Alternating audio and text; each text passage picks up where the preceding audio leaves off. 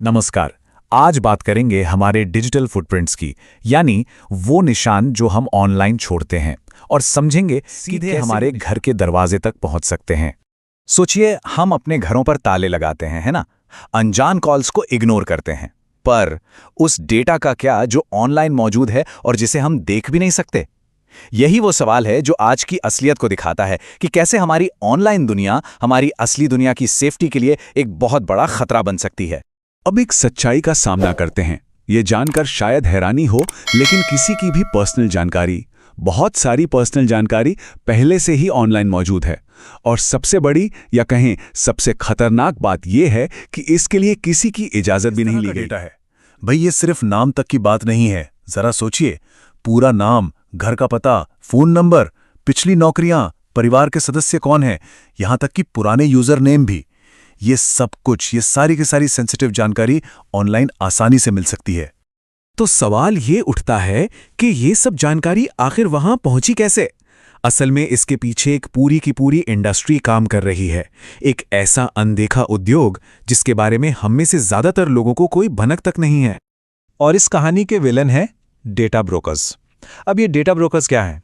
ये ऐसी कंपनियां हैं जिनका बिजनेस मॉडल ही यही है, लोगों की पर्सनल जानकारी को अलग अलग सोर्स से जमा करना, उसे एक जगह इकट्ठा करना और फिर उसे दूसरी कंपनियों को बेच देना या फिर सबके लिए पब्लिक कर देना। चलिए, अब इस बात को समझते हैं कि ये जो डिजिटल जानकारी है वो असल दुनिया में एक बड़ा खतरा कैसे बन जाती है। और देखिए, ये सिर्फ प्राइवेसी का मामला नहीं है, नहीं, ये सीधे सीधे किसी की फिजिकल सेफ्टी यानी कि शारीरिक सुरक्षा से जुड़ा हुआ है। जब किसी की निजी जानकारी इस तरह से सबके सामने आ जाती है तो इसके नतीजे वाकई बहुत गंभीर हो सकते हैं, जैसे कि डॉक्सिंग, मतलब किसी की पर्सनल जानकारी को जानबूझकर ऑनलाइन फैला देना, या फिर टारगेटेड स्कैम्स और आइडेंटिटी की चोरी, और सबसे ज्यादा डराने वाली बात, किसी अनजान व्यक्ति का घर या ऑफिस तक पहुंच जाना। ये सब कोई कहानी नहीं, ये असली खतरे हैं। एक लाइन है जो इस पूरी सिचुएशन को एकदम साफ कर देती है। ये वो हरासमेंट है जो किसी के इनबॉक्स से शुरू होकर सीधा उसके दरवाजे तक पहुंच जाता है। सोचिए, ऑनलाइन दुनिया से निकलकर असल दुनिया में। तो ये सिर्फ कोई अजीब सी डरावनी बात नहीं है, नहीं, ये एक असली, एक वास्तविक सुरक्षा खतरा है किसी भी इंसान और उसके परिवार के लिए। तो ठीक है, समस्या तो बहुत गंभीर है, लेकिन इसका हल क्या है? अच्छी खबर यह है कि ऐसा नहीं है कि कुछ किया नहीं जा सकता। अपनी जानकारी पर वापस कंट्रोल पाया जा सकता है। इस खतरे से बचने का सबसे अच्छा, सबसे कारगर तरीका यही है कि उस जानकारी को ही हटवा दिया जाए। सीधी सी बात है, अगर डेटा ऑनलाइन होगा ही नहीं तो कोई उसका गलत इस्तेमाल कैसे करेगा? अब ये जानकारी हटाने के दो मुख्य रास्ते हैं। पहला है मैनुअल तरीका, मतलब खुद अपना नाम गूगल पर सर्च करो, ढूंढो कि कहां कहां जानकारी पड़ी है, फिर एक एक डेटा ब्रोकर को रिक्वेस्ट भेजो कि इसे हटाओ। इसमें दिन हफ्ते लग सकते हैं और लगातार चेक भी करते रहना पड़ता है। और दूसरा रास्ता है ऑटोमेटेड टूल्स का इस्तेमाल करना। ये टूल्स क्या करते हैं? ये खुद ही सारा डेटा ढूंढते हैं और आपकी तरफ से उसे हटाने की रिक्वेस्ट भेजते रहते हैं। इससे बहुत सारा समय बच जाता है। जिस आर्टिकल से ये जानकारी ली गई है उसमें एक ऐसे ही ऑटोमेटेड टूल का जिक्र किया गया है जिसका नाम है इनकॉग्नी। अब यह समझना जरूरी है कि ये सिर्फ एक उदाहरण है, ये दिखाने के लिए कि टेक्नोलॉजी की मदद से इस काम को कैसे आसान बनाया जा सकता है। तो ये टूल्स आखिर काम कैसे करते हैं? बहुत सिंपल है। स्टेप 1, ये पूरे इंटरनेट पर किसी की भी निजी जानकारी को खोज निकालते हैं। स्टेप 2, ये उसे पीपल सर्च साइट्स और वैसी ही डायरेक्टरीज पर ढूंढते हैं। और स्टेप 3, ये यूजर की ओर से उन कंपनियों को उस डेटा को हटाने के लिए मजबूर करते हैं। चलिए, अब इसे थोड़ा बड़े नजरिए से देखते हैं। ये सिर्फ आज की बात नहीं है, ये आने वाले समय में हमारी डिजिटल हाइजीन, हमारी जिम्मेदारियों और हमारी सुरक्षा की कहानी है। आज के जमाने में पर्सनल सेफ्टी का मतलब सिर्फ एक मजबूत पासवर्ड रख लेना नहीं है। नहीं, अब ऑनलाइन सेफ्टी इससे कई ज्यादा बड़ी चीज है। ये अपने पब्लिक डेटा फुटप्रिंट को मैनेज करने के बारे में है। और इस पूरी बातचीत का निचोड़ एक लाइन में है, प्राइवेसी ही सिक्योरिटी है। मतलब जब तक किसी की निजी जानकारी निजी रहती है तभी तक वो सुरक्षित है। आखिर में इन सारी कोशिशों का बस एक ही मकसद है, खुद को ऑनलाइन अपराधियों के लिए एक आसान निशाना बनने से बचाना। सीधी सी बात है, जब किसी की पर्सनल जानकारी आसानी से मिलेगी ही नहीं तो उसके साथ हैरेसमेंट, स्टॉकिंग या कोई स्कैम करना भी बहुत मुश्किल हो जाएगा।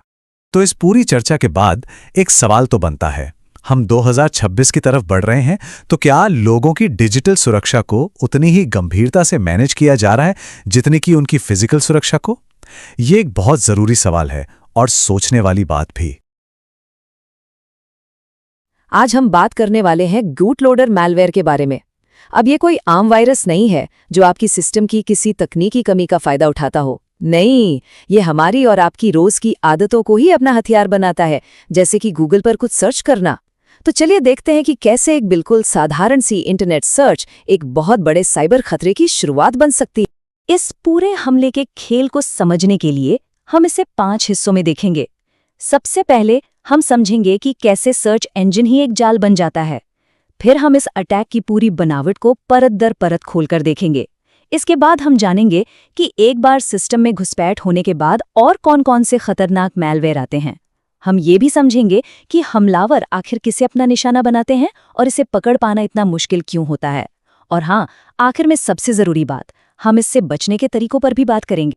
तो चलिए पहले हिस्से से शुरू करते हैं, सर्च इंजन का जाल।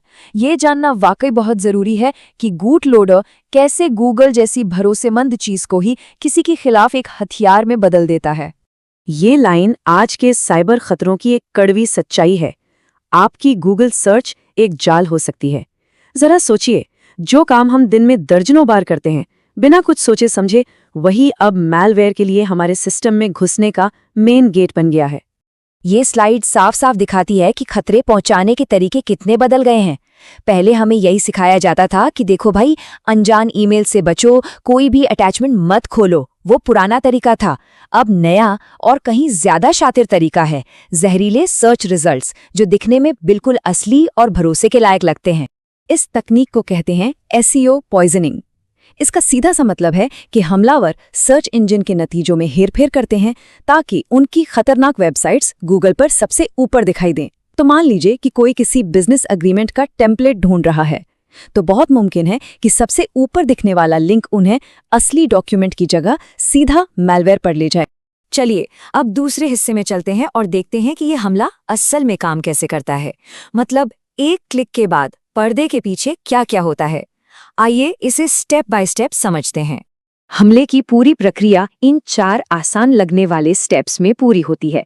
पहला, कोई कर्मचारी किसी एग्रीमेंट या टेम्पलेट जैसे बिजनेस डॉक्यूमेंट को ऑनलाइन खोजता है। दूसरा, वो सबसे ऊपर दिख रहे एक जहरीले लिंक पर क्लिक कर देता है। तीसरा, उसे एक हैक की हुई वेबसाइट पर ले जाया जाता है जहां एक जिप फाइल डाउनलोड करने को कहा जाता है। और चौथा और सबसे खतरनाक स्टेप, वो उस जिप को खोलकर अनजाने में एक छिपी हुई जावास्क्रिप्ट फाइल को चला देता है। बस यहीं से खेल शुरू हो जाता है। लेकिन यहीं पर बूटलोडर की असली चालाकी सामने आती है। वो जो फाइल डाउनलोड हुई है वो कोई मामूली जिप आर्काइव नहीं है। इसे खास तौर पर सिक्योरिटी सिस्टम्स को धोखा देने के लिए ही डिजाइन किया गया है। देखिए, हमलावर एक बहुत ही चालाक तरीका अपनाते हैं। वे 500 से 1000 जिप आर्काइव्स को एक के ऊपर एक साथ जोड़कर एक ऐसी अजीब सी फाइल बनाते हैं जिसे ज्यादातर एंटीवायरस और सिक्योरिटी टूल्स समझ ही नहीं पाते। और नतीजा, वे इसके अंदर छिपे खतरे को देख ही नहीं पाते। और जैसा कि एक्सपेल के रिसर्चर एरन वॉल्टन बताते हैं, इस डिजाइन का सबसे खतरनाक हिस्सा ये है कि जहां विनरार या 7-zip जैसे कई जाने माने टूल्स इस फाइल को नहीं खोल पाते, वहीं एक टूल है जो इसे हर बार बड़ी आसानी से खोल देता है, और वो है विंडोज का अपना डिफॉल्ट टूल। हमलावरों को ये बात अच्छी तरह पता है कि हर किसी के पास ये टूल तो होगा ही। हमलावर एक और स्मार्ट तकनीक का इस्तेमाल करते हैं जिसे हैश बस्टिंग कहते हैं। इसे ऐसे समझिए कि हर डाउनलोड की गई फाइल को एक यूनिक सीरियल नंबर दे दिया जाता है। वो फाइल के अंदर के कुछ डेटा में हल्का सा फेरबदल कर देते हैं, जिससे हर कॉपी का डिजिटल फिंगरप्रिंट यानी हैश अलग हो जाता है। इसका मतलब ये हुआ कि सिक्योरिटी सिस्टम उसे किसी जाने पहचाने खतरे के सिग्नेचर से मैच करके ब्लॉक ही नहीं कर सकता। तो ठीक है, सिस्टम में शुरुआती घुसपैठ हो गई। अब क्या? बूटलोडर तो सिर्फ दरवाजा खोलता है, असली तबाही तो वो मैलवेयर मचाते हैं जो इसके बाद आते हैं। ये टाइमलाइन दिखाती है कि हमला कितनी धीमी गति से चुपचाप आगे बढ़ता है। पहले दिन बूटलोडर सिस्टम में अपनी जगह बना लेता है, फिर हो सकता है 1 हफ्ते बाद ये पासवर्ड चुराने वाला मैलवेयर डाल दे, और फिर शायद 3 हफ्ते बाद ये रैंसमवेयर को एक्टिवेट कर दे जो आपकी सारी फाइलों को लॉक कर देता है। ये देरी जानबूझकर की जाती है ताकि इसे पकड़ना और भी ज्यादा मुश्किल हो जाए। गूट लोडर के जरिए सिस्टम में आने वाले कुछ आम और खतरनाक मैलवेयर हैं। रिमोट एक्सेस टूल्स जो हमलावर को कंप्यूटर का पूरा कंट्रोल देते हैं, क्रेडेंशियल स्टीलर्स जो पासवर्ड और लॉगिन जानकारी चुराते हैं, बैंकिंग ट्रोजन जो सीधे बैंक खातों का निशाना बनाते हैं, और हाँ, सबसे खतरनाक रैंसमवेयर। अब सवाल ये उठता है कि कौन सबसे ज्यादा खतरे में है और सिक्योरिटी सिस्टम इसे पकड़ क्यों नहीं पाता। चलिए इसके निशाने पर कौन है और इसे पहचानने में क्या चुनौतियां हैं, ये समझते हैं। ये चार्ट बहुत अच्छे से दिखाता है कि निशाने पर कौन है। ये आईटी एक्सपर्ट्स नहीं हैं, बल्कि लीगल, फाइनेंस और एचआर जैसे विभागों के कर्मचारी हैं। ऐसा क्यों? क्योंकि ये लोग अपने काम के लिए अक्सर एग्रीमेंट, कॉन्ट्रैक्ट और फॉर्म जैसे दस्तावेज ऑनलाइन खोजते रहते हैं, और यही आदत उन्हें गूट लोडर का आसान शिकार बना देती है। इसे पकड़ने में सबसे बड़ी चुनौती ये है कि ये हमला छिपने के लिए विंडोज के ही असली और भरोसेमंद टूल्स का इस्तेमाल करता है। ये wsscript.exe और पावरशेल जैसे सिस्टम टूल्स का इस्तेमाल करता है, जिससे इसकी हरकतें सामान्य सिस्टम एक्टिविटी जैसी ही दिखती हैं और ये आसानी से पकड़ में नहीं आता। तो अब आते हैं सबसे जरूरी हिस्से पर, हम अपनी सुरक्षा कैसे कर सकते हैं। चलिए गूट लोडर के खिलाफ एक ठोस जवाबी योजना पर बात करते हैं। तो यहाँ 3 बहुत जरूरी कदम हैं जो उठाए जा सकते हैं। पहला, स्क्रिप्ट्स को ब्लॉक करें। अनजान सोर्स से आने वाली JS जैसी स्क्रिप्ट फाइलों को चलने से रोकें। दूसरा, लॉगिन को बेहतर बनाएं। पावरशेल की एडवांस लॉगिंग शुरू करें ताकि किसी भी संदिग्ध कमांड का पता चल सके। और तीसरा, टीम को ट्रेनिंग दें। उन्हें सर्च रिजल्ट से फाइलें डाउनलोड करने के खतरों के बारे में जागरूक करना बहुत जरूरी है। यहाँ कुछ और तकनीकी उपाय दिए गए हैं। wscript.exe और cscript.exe को ब्लॉक करने से मैलवेयर की शुरुआती जावास्क्रिप्ट फाइल ही नहीं चल पाएगी। एक और बहुत ही असरदार उपाय है, ग्रुप पॉलिसी के जरिए .js फाइलों को डिफ़ॉल्ट रूप से नोटपैड में खोलने के लिए सेट करना। इससे अगर कोई गलती से क्लिक कर भी दे तो वो कोड चलने की बजाय एक टेक्स्ट एडिटर में खुल जाएगा। है ना स्मार्ट तरीका? तो यहाँ सबसे बड़ा सवाल ये उठता है कि अगर कोई हमला भरोसेमंद टूल्स और हमारी रोज की आदतों का ही इस्तेमाल करता है, तो हम अपनी सुरक्षा को उसके हिसाब से कैसे ढालें? गूट लोडर हमें अपनी पारंपरिक सुरक्षा की सोच से आगे देखने पर मजबूर करता है। और आखिर में ये बात हमेशा याद रखने लायक है, आज के सबसे असरदार हमले जबरदस्ती दरवाज़ा नहीं तोड़ते, वे तो बस इंतज़ार करते हैं कि कोई खुद दरवाज़ा खोले। हमारा भरोसा और हमारी आदतें ही उनका सबसे बड़ा हथियार हैं।